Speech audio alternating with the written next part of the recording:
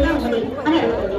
అప్పుడు ఆ అన్న అన్నం తిందో గాని అని చెట్టు మీద కూర్చోబెట్టి తీసుకోవచ్చిన అన్నం మూటను పెట్టి అన్నం తినిపిస్తాడు. అన్నం తిన్న ఆ చెల్లి ఇన్నది అని అంటుంది. అలాగే చేస్తుంది ఆ చెల్లెలు, నిద్రిస్తుంది. ఇదే అదనుగా చూస్తుంది.